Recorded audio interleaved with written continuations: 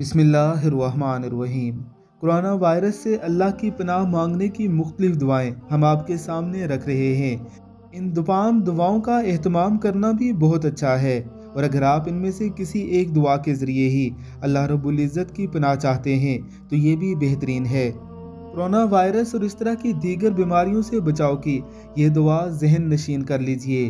अल्लाहुम्मा इन्नी आऊज़ बिका मिनल बरसी वल जुनूनी वल जुज़ामी व मिन सय्यिल अस्काम।